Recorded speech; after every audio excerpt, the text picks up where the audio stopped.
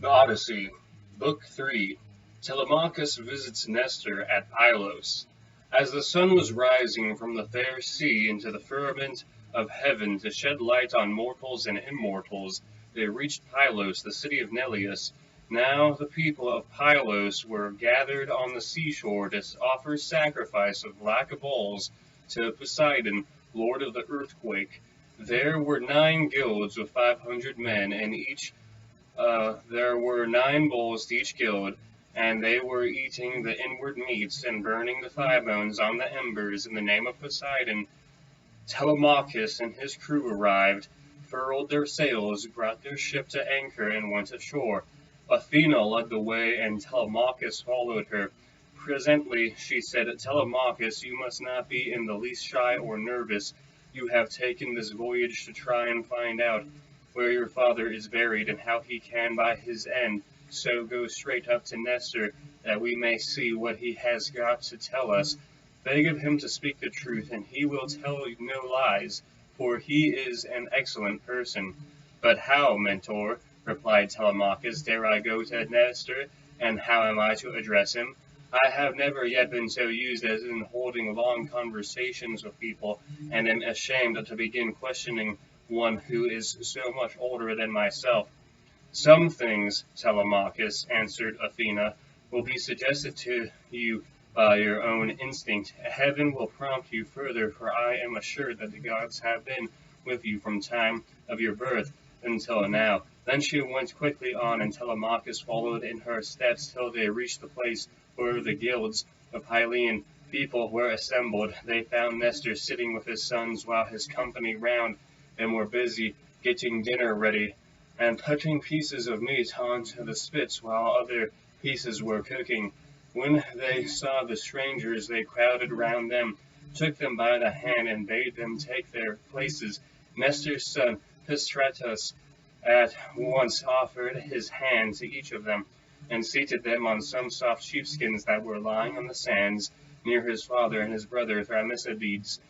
Then he gave them their portions of the inward meats, and poured wine for them into a golden cup, handing it to Athena first, and saluting her at the same time.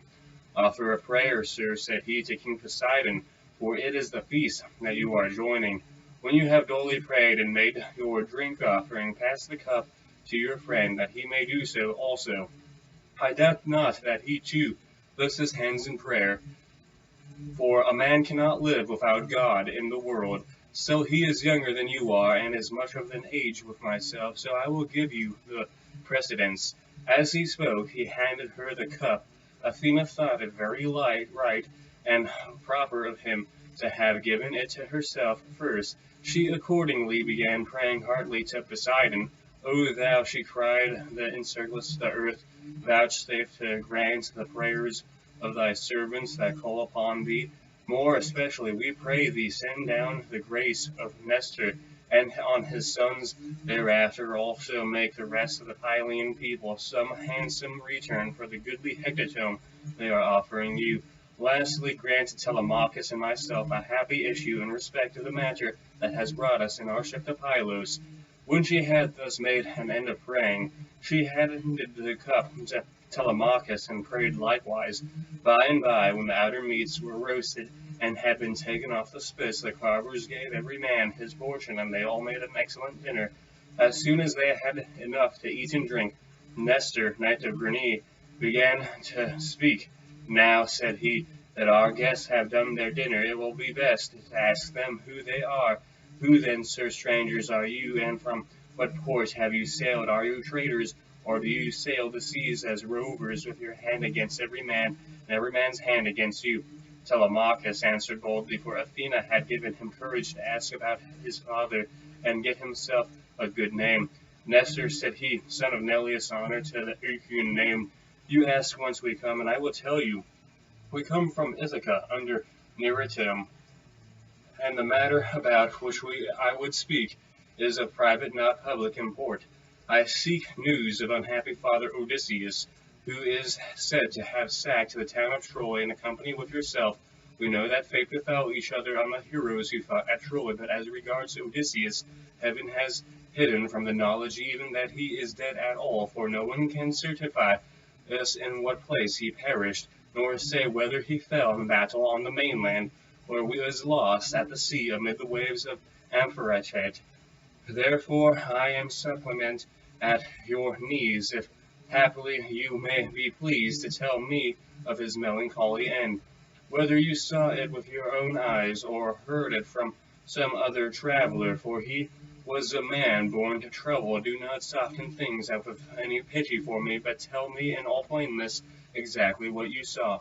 If my brave father Odysseus ever did you loyal service, either by word or deed, when you Achaeans were harassed among the Trojans, bear it in mind now as in my father, and tell me truly all. My friend, answered Nestor, you recall a time of much sorrow to my mind, for the brave Achaeans suffered much both at sea while privateering under Achilles. When fighting before the great city of King Priam, our best men of all fell there, Ajax, Achilles, Patroclus, peer of gods and counsel, and my own dear son, Antilochus, a man singularly fleet of foot and fight valiant, though we suffered much more than this, but mortal tongue indeed could tell the whole story. Though you were to stay here and question me for 5 years, or even 6, I could not tell you all that the Achaeans suffered, and you would turn homeward wearily of my tale before it ended. 9 long years did we try every kind of stratagem, but the hand of heaven was against us. During all the time there was no one who could compare with your father in subtlety. If indeed you are his son, I can hardly believe my eyes, and you talk just like him too. No one would say that people of such different ages could speak so much alike. He and I never had any kind of difference, from first to last, neither in camp nor council, but in singleness of heart and purpose we advised the Argives how all might be ordered for the best. When, however, we had sacked the city of Priam, we were setting sail in our ships as heaven had dispersed us. Then Zeus saw fit to vex the Argives on their homeward voyage, for they not all had been either wise or understanding, and hence many came to a bad end through the displeasure of Zeus's daughter Athena, who brought about a quarrel between the 2 sons of Atreus. The sons of Atreus called a meeting which was not as it should be, for it was the sunset, and the Achaeans were heavy with wine. When they explained why they had called the people together, it seemed that Menelaus was for sailing homeward at once, and then displeased Agamemnon, who thought that we should wait till we had offered hecatombs to appease the anger of Athena. Fool that he was, he might have known that he would not prevail with her, for when the gods have made up their minds, they do not change them lightly. So, too, stood bandying hard words, whereon the Achaeans sprang to their feet with a cry that rent the air, and were of 2 minds as to what they should do. That night we rested and nursed our anger, for Zeus was hatching mischief against us, but in the morning some of us drew our ships into water and put our goods with our women on board, while the rest, about half in number, stayed behind with Agamemnon. We the other half embarked and sailed, and the ships went well for heaven and smoothed the sea. When they reached Tenedos, we offered sacrifices to the gods, for we were longing to get home. Cruel Zeus, however, did not yet mean that we should do so, and raised a second quarrel, in the course of which some among us turned their ships back again and sailed away under Odysseus to make their peace with Agamemnon. But I and all the ships that were with me pressed forward, for I saw that mischief was brewing. The son of Tydeus went on also with me, and his crews with him. Later on Menelaus joined us at Lesbos, and found us making up our minds about our course, for we did not know whether to go outside Chios by the island of Pisidia of Mimas. So we asked heaven for a sign, and were shown one to the effect that we should be soonest out of danger if we headed our ships across the open sea to Euboea. This we therefore did, and fair wind sprang up, which many sacrifices to Poseidon, for having helped us so far on our way. 4 days later, Diomed and his men stationed their ships in Argos, but I held on for Pylos, and the wind never felt light from the day when heaven first made it fair for me. Therefore, my dear young friend, I returned without hearing anything about the others. I know neither who got home safely nor who were lost, but as in duty bound, I will give you without reserve the reports that have reached me since I have been here in my own house. They say that the Myrmidons returned home safely under Achilles, son of Neoptolemus. So also did the valiant son of Poeas and Philocrates, and Idomeneus. Again lost no man at sea, and all his followers who escaped death in the field got safe home with him to Crete. No man in the nurture how far out of the world you live. You will have heard of Agamemnon, and the bad end he came at the hands of Aegisthus, and fearful reckoning did Aegisthus presently pay. See what a good thing it is for a man to leave a son behind him, all to do as Orestes did, who killed false Aegisthus, the murderer of his noble father. You too, then, for you are a tall, smart-looking fellow, show your mettle and make yourself a name in story. Nestor, son of Neleus, answered Telemachus, honor to the Eucune name. Eucune's applaud Orestes, and his name will live through all time, for he avenged his father nobly. Would that heaven might grant me to do like vengeance on the insolence of the wicked suitors who are ill-treating me and plotting my ruin, but the gods have no such happiness in store for me and my father, so we must bear it as best as we may. My friend, said Nestor, now that you remind me, I remember to have heard that your mother has many suitors who are ill-disposed towards you and making havoc of your estate. Do you submit to this tamely or public feeling, and the voice of heaven against you, who knows but what Odysseus may come back after all and pay these scoundrels in fall, either single-handed or with a force of the Achaeans behind him? If Athena were to take a great liking as you did, she did to Odysseus when we were fighting before Troy, for I never yet saw the gods so openly fond of anyone as Athena than was of your father. If she would take a good care of you as she did of him, these wooers would soon some of them forget their wooing. Telemachus answered, I can expect nothing of the kind. It would be far too much to hope for.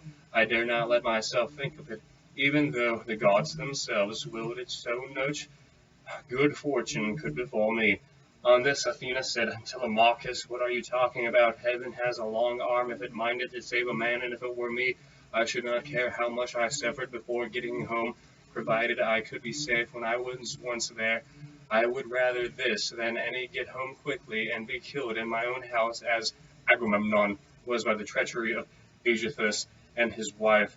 Still, death is certain, and when a man's hour is come, not even the gods can save him, no matter how fond they are of him. Mentor, answered Telemachus, do not let us talk about it any more. There is no chance of my father's ever coming back.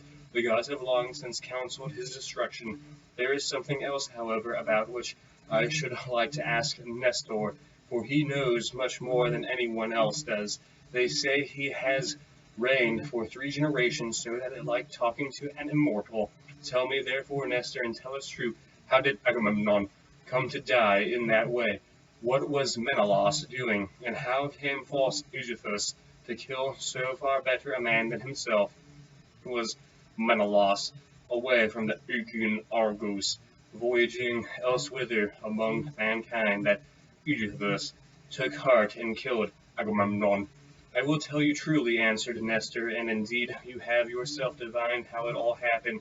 If Menelaus, when he got back from Troy and found Aegisthus still alive in his house, there would have been no borrow heaped up for him, not even when he was dead, but when he would have been thrown outside the city to dogs and vultures, and not a woman would have mourned him, for he had done a deed of great wickedness. But we were over there, fighting hard at Troy, and Aegisthus, who was taking his ease quietly in the heart of Argos, cajoled Agamemnon's wife Clytemnestra with incessant flattery.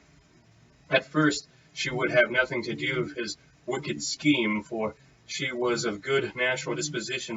Moreover, there was a bard with her, to whom Agamemnon had given strict orders on setting out for Troy that he was to keep guard over his wife. But when heaven had counseled her destruction, Aegisthus carried this bard off to a desert island and left him there for crows and seagulls to batter upon.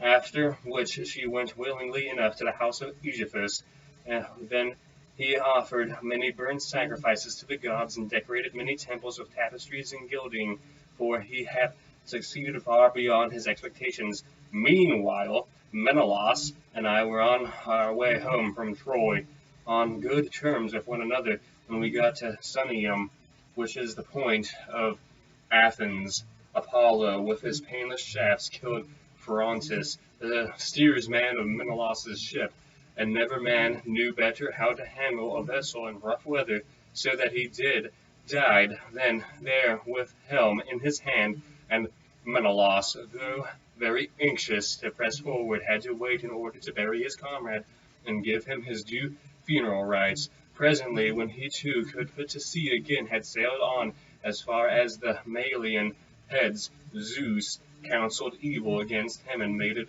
blow hard till the waves ran mountains high. Here he divided his fleet and took the one half towards Crete, where the Sidonians dwell, round about the waters of the river Eridanus. There is a high headland hereabouts, stretching out into the sea from the place called Gortian, and all along this part of the coast as far as Phestius. The sea runs high when there is a south wind blowing, but after Phasius the coast is more protected, for a small headland can make a great shelter. Here this part of the fleet was driven onto the rocks and wrecked, but the crews just managed to save themselves. As for the other 5 ships, they were taken by the winds and seas to Egypt, where Menelaus gathered much gold and substance among people of alien speech.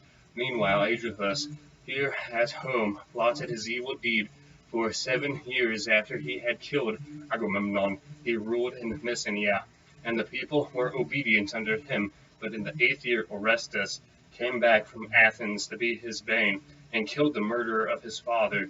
Then he celebrated the funeral rites of his mother and the false Aegisthus by a banquet to the people of Argos. And on that very day Menelaus came home with much treasure that his ships could carry.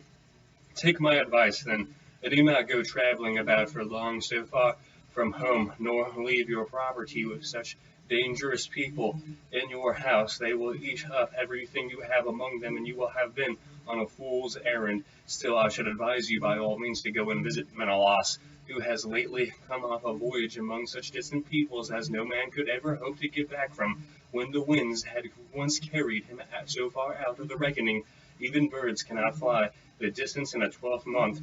So vast, terrible are the seas that must cross. Go to him, therefore, by sea, and take your own men with you, or if you would rather travel by land, and you can have a chariot, you can have horses, and here are my sons who can escort you to Sparta, where Menelaus lives, and beg of him to speak the truth, and he will tell you no lies, for he is an excellent person.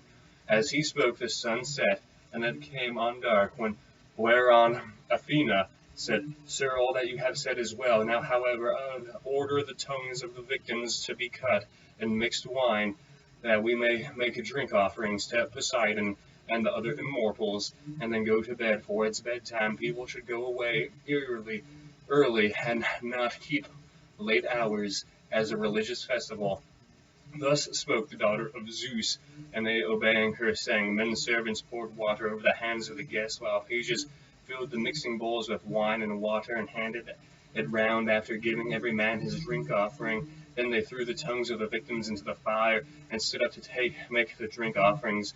When they had made their offerings, and had drunk each one as much as he had minded, Athena and Telemachus were for going on board their ship, but Nestor came them up at once and stayed them. Heaven and the immortal gods, he exclaimed, forbid that you should leave my house to go on board of ship. Do you think I am so poor and short of clothes, or that I have so few cloaks and rugs, to be unable to find comfortable beds, both for myself and for my guests? Let me tell you, I have store both of rugs and cloaks, and shall not permit the son of my old friend Odysseus to camp down on the deck of a ship, not while I live, nor yet while my sons after me. but they will keep open house as I have done. Then Athena answered, Sir, you have spoken well, and it will be much better than that Telemachus should do as you have said. He therefore shall return with you and sleep at your house, but I must go back to give orders to my crew and keep them in good heart. I am the only older person among them. The rest are all young men of Telemachus's own age, who have taken this voyage out of friendship. So I must return to the ship and sleep there. Moreover, tomorrow I must go to the Caconians, where I have a large sum of money long owing to me. As for Telemachus, now that he is your guest, send him to Sparta in a chariot, and let one of your sons go with him. Be pleased to also provide with your best fleetest horses. When she had thus, she flew away in the form of an eagle, and all marveled as they beheld it. Nestor was astonished, and took Telemachus by the hand. My friend, said he, I see that you are going to be a great hero some day, since the gods wait upon you thus while you are still so young. This can have been none other than those who dwell in heaven, that Zeus's redoubtable daughter, the Trito-born, who showed such favor toward your brave father among the Argives, holy queen. He continued, vouchsafe to send down thy grace upon myself, my good wife, and my children. In return I will offer you in sacrifice a broad-browed heifer of a year old unbroken, and never yet by a man under the yoke. I will gild her horns, and will offer her up to you in sacrifice. Thus did he pray, and Athena heard his prayer. He then led the way to his own house, followed by his sons and sons-in-law. When they had got there and had taken their places on the benches and seats, he mixed them a bowl of sweet wine that was 11 years old. When the housekeeper took the lid off the jar that held it, as he mixed the wine, he prayed much, and made drink offerings to Athena, daughter of aegis-bearing Zeus.